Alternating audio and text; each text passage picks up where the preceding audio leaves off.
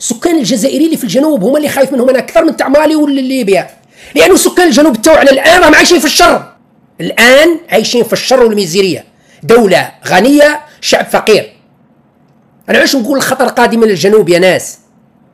لانه الان في وقت السلم والدنيا هانيه، السماء صافيه، الشمس مشرقه والعصافير تزقزق، والشعب في الصحراء ابداها من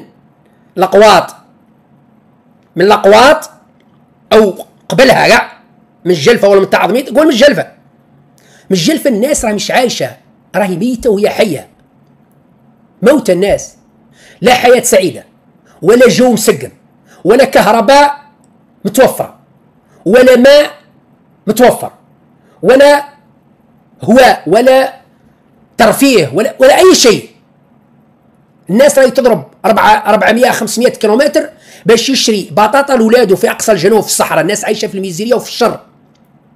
هذو راهم في وقت السلم، راهي الدنيا هانيه، الناس عايشه في الميزيريه، اولادهم مشتاقين يشربوا الماء، ماهوش مشتاقين للبحر، مشتاقين يشربوا الماء.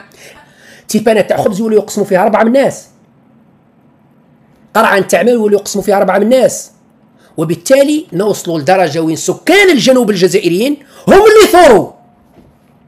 اللي يثوروا وهم اللي يهيجوا وهم اللي يتمردوا. اذا كنا مش قادرين نتعاملوا مع الازمه ومش قادرين نلبيوا طلبات سكان الجنوب في وقت السلم والبحبوحه الماليه والملايير تنهب، ومنش قادرين نقوموا بسكان الجنوب، مش قادرين نرضيوا سكان الجنوب، ودائما يثوروا ودائما يديروا مشاكل. كيف سيكون الحال عندما ينفلت الوضع في مالي والنيجر وليبيا؟ وسينفلت. عندما اقول عندما ينفلت معناتها راني قاعد نقول لكم بلي سينفلت الوضع في جنوب غرب ليبيا وشمال مالي وشمال النيجر عاجلا ام اجلا سينفجر انفجار وشيك في المنطقه.